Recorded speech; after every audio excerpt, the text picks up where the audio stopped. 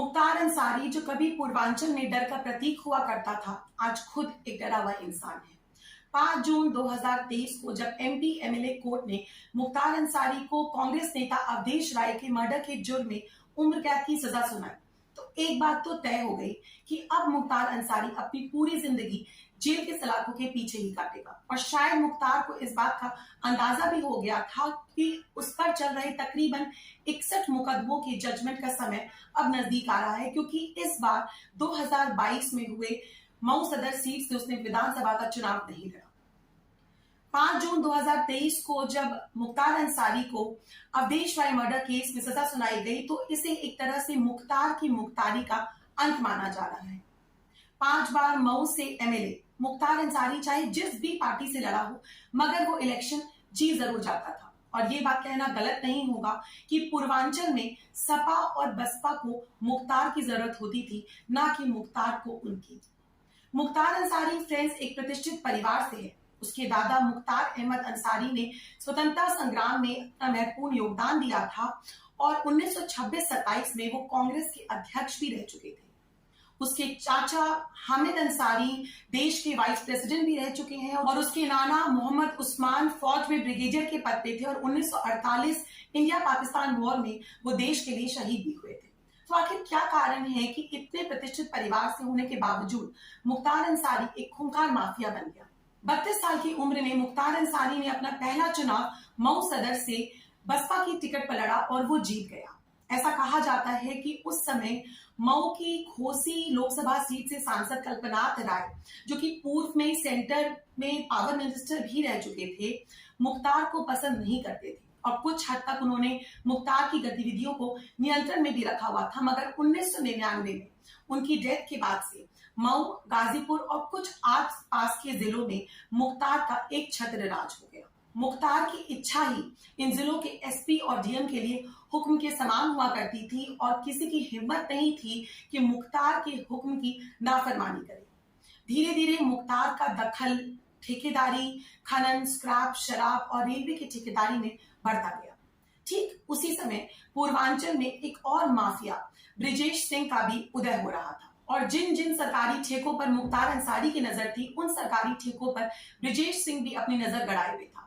दोनों गुटों के बीच गैंग वॉर होने लगा और 15 जुलाई 2001 को जब मुख्तार अंसारी गाजीपुर से मऊ लौट रहा था, तब ब्रिजेश सिंह ने ऑटोमेटिक वेपन से मुख्तार अंसारी के काफिले पर हमला कर दिया। इस हमले में मुख्तार अंसारी तो बच गया, मगर उसका एक गनर मारा गया। तब मुख्तार अंसारी ने पुलिस में ब्रिजेश सिंह के अगेंस्ट कंप्लेन किया और पुलिस ने ब्रिजेश सिंह के ऊपर 5 लाख का इनाम घोषित कर दिया। उसके बाद से ब्रिजेश सिंह के बारे में कुछ सुनने को नहीं मिला, मगर 2008 में उड़ीसा से पुलिस ने ब्रिजेश सिंह को गिरफ्तार किया, जहां पर वो छुप कर रह रहा था। इस हमले ने मुख्तार अंसारी को पहले से और भी ज्यादा मजबूत कर दिया, क्योंकि उसका राइवल पुलिस से भागा भागा फिर रहा था। 2002 में यूपी में चुनाव थे और सबकी नजर मऊ सदर सीट पर थी कि मुख्तार अंसारी यहां से दूसरी बार एमएलए के इलेक्शन के लिए खड़ा हुआ था। कुछ लोगों का यह भी मानना था कि अपनी गैंगस्टर वाली इमेज के कारण मुख्तार अंसारी इस बार चुनाव हार जाएगा, मगर हुआ उसके बिल्कुल उलट। मुख्तार अंसारी मऊ सदर सीट से दोबारा चुनाव जीत गया।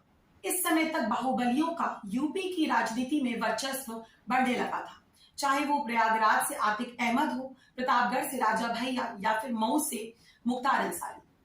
दूसरी बार चुनाव जीतने के बाद मुख्तार की हिम्मत और भी बढ़ गई और अब सरकारी ठेकों पर पूरी तरह से मुख्तार के आदमियों का कब्जा हो चुका था। अब किसी ठेकेदार को अगर पीडब्ल्यूडी का टेंडर फॉर्म भी चाहिए होता तो इसके लिए भी उसे मुख्तार की परमिशन चाहिए होती थी।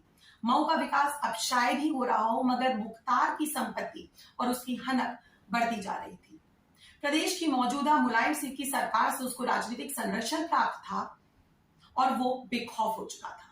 इसी का नतीजा था कि 29 नवंबर 2005 को मुख्तार के आदमियों ने मोहम्मदाबाद से बीजेपी के विधायक कृष्णानंद राय को मरवा दिया। मुख्तार के आदमियों ने कृष्णानंद राय की गाड़ी पर AK-47 से तकरीबन 500 राउंड फायरिंग की। इस घटना से पूरा पूर्वांचल थर्रा गया और लोगों के दिल में मुख्तार के लिए दहशत और भी बढ़ गई। जिस समय कृष्णानंद राय की हत्या हुई, उस समय मुख्तार अंसारी जेल में था और वो जेल में रहते रहते ही मोबाइल फोन से शूटर्स को निर्देश दे रहा था मुख्तार अंसारी जेल में जरूर था और उस पर मुकदमे भी काफी दर्ज हो चुके थे, मगर सजा अब तक उसे किसी भी मामले में नहीं मिली थी। 2003 में टाडा के तहत उसे सजा जरूर सुनाई गई थी, मगर इस मामले में भी उसे जल्द ही सुप्रीम कोर्ट से राहत मिल गई। किसी भी मामले में सजा ना मिलने के कारण मुख्तार चुनाव लड़ने के लिए स्वच्छंद था और 2007 का चुनाव तो वो जेल में बैठे बैठे ही जीत गया। चुनावी जीत की हैट्रिक ने मुख्तार अंसारी की छवि को आसपास के इलाकों में रॉबिनहुड वाला बना दिया और उसकी राजनीतिक कद और भी बढ़ा दी। मुख्तार अंसारी जेल में रहने के बावजूद अपना साम्राज्य चला रहा था और अपराध और अपराधी दोनों ही उसकी छत्र छाया में फल फूल रहे थे। यूपी में सत्ता परिवर्तन हो चुका था और मुलायम सिंह को हराकर अब यूपी की सीएम मायावती बन चुकी थी, मगर मुख्तार अंसारी का दबदबा यूं ही कायम था। इसी का नतीजा था कि गाजीपुर के जेल में अपनी मनपसंद मछली खाने के लिए मुख्तार अंसारी ने जेल में ही तालाब खुदवा दिया। शाम में जेल में मुख्तार अंसारी का दरबार लगा करता था, जहां एसपी, डीएम और नेता उससे मिलने आते थे, उसके साथ बैठकर चाय नाश्ता करते थे और बैडमिंटन खेला करते थे। मुख्तार अंसारी के लिए सब कुछ ठीक ठाक चल रहा था, समय शनय शनय यूं ही निकल रहा था। 2009 आया और मुख्तार अंसारी की एक बड़े ठेकेदार अजय प्रकाश सिंह उर्फ मन्ना सिंह से किसी टेंडर को लेकर रंजिश हो गई और रंजिश इतनी बढ़ गई कि अगस्त 2009 में मऊ शहर के गाजीपुर तिराहे पर मुख्तार के आदमियों ने मन्ना सिंह की हत्या कर दी। इस हत्या ने कई दिनों तक सुर्खियां बटोरी, क्योंकि ठेकेदारी की दुनिया में मन्ना सिंह भी एक जाना पहचाना नाम था।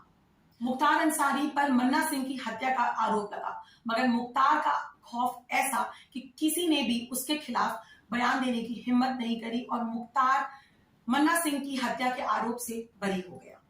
समय गतिशील था और 2012 में यूपी के मुख्यमंत्री अखिलेश यादव बने। अपने आप को आपराधिक छवि के किसी भी व्यक्ति से दूर रखने का दावा करने वाले अखिलेश यादव मुख्तार अंसारी पर हमेशा नर बने रहे, वरना क्या कारण था कि अब तक उसे किसी भी मामले में सजा नहीं हुई थी। चलिए फ्रेंड्स, अब चलते हैं साल 2017 में। ये वो साल था जब यूपी की दशा और दिशा दोनों ही बदलने वाली थी। इसी साल हुए विधानसभा के चुनाव में बीजेपी को जबरदस्त जीत मिली और 15 साल बाद बीजेपी की यूपी की सत्ता में वापसी हुई। यूपी के मुख्यमंत्री के तौर पर योगी आदित्यनाथ की ताजपोशी हुई। शपथ ग्रहण करते वक्त योगी आदित्यनाथ ने यह स्पष्ट कर दिया था कि यूपी में बाहुबलियों के दिन अब लगने वाले हैं। बाहुबली अब कहीं दिखेंगे तो वो सिर्फ सिनेमा के पर्दों पर, यूपी के सड़कों पे नहीं। सत्ता के संरक्षण में पल रहे गुंडे, माफिया, अपराधी, लुटेरे, ये सब के सब मेहरबानी करके वह तो उत्तर प्रदेश छोड़ करके चले जाएं, और अगर उत्तर प्रदेश में रहेंगे तो फिर उनके लिए दो जगह होंगी। मुझे लगता है उस जगह कोई भी नहीं जाना चाहेगा। यूपी की पुलिस को क्लियर इंस्ट्रक्शंस थे कि वो बाहुबली, चाहे वो कितना भी रसूख वाला क्यों ना हो, उसके साथ वैसा ही व्यवहार हो जैसा कि किसी आम अपराधी के साथ होता है। और मुख्तार अंसारी तो वैसे भी कृष्णानंद राय की हत्या के बाद से ही बीजेपी की आंख की किरकिरी बन चुका था। मुख्तार अंसारी के सारे अवैध कारोबार पर पुलिस की पैनी नजर थी और उसके सारे इलीगल बिजनेस अब बंद हो रहे थे। उसकी बेनाम संपत्ति भी पुलिस कुर्क करती जा रही थी। वहीं दूसरी तरफ उस पर चल रहे मुकदमों में भी अब तेजी आ चुकी थी। जिस मुख्तार अंसारी की यूपी की राजनीति में कभी तूती बोला करती थी, अब उसी मुख्तार अंसारी को सत्ता का डर सताने लगा था।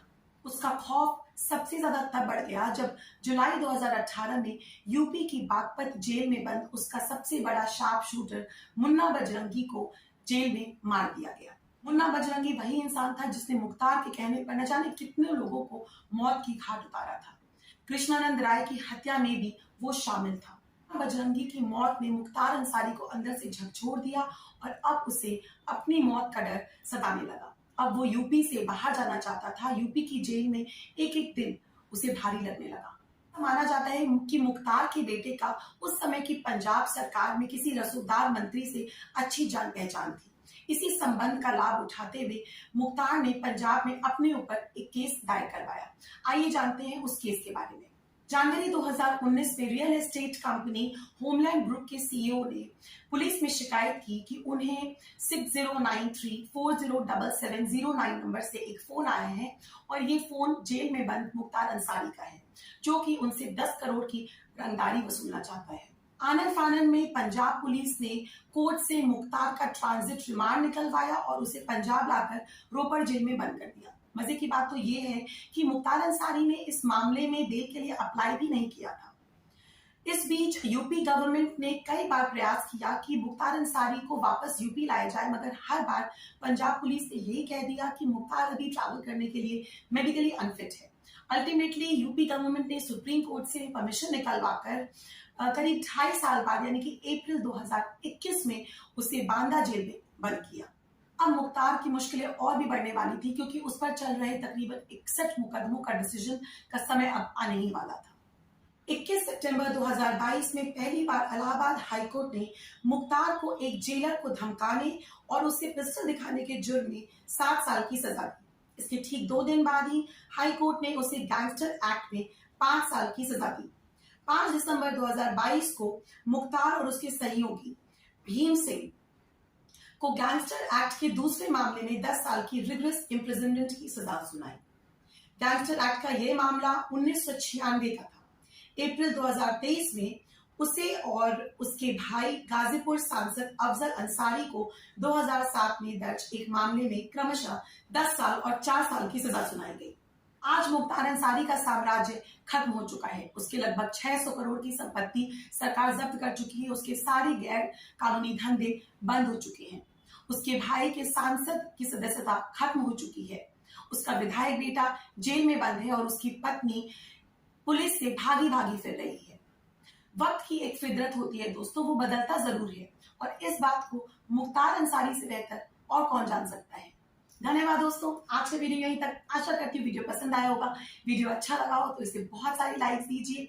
आपको आज का वीडियो कैसा लगा मुझे कमेंट बॉक्स पे लिखकर जरूर बताइएगा, क्योंकि मुझे आपके कमेंट्स का बहुत इंतजार होता है। अगर आपने चैनल को सब्सक्राइब नहीं किया है तो शिमोनीज एंगल को अभी सब्सक्राइब करिए, बेल आइकन दबाइए। मिलेंगे बहुत जल्दी नेक्स्ट वीडियो में। जय हिंद दोस्तों।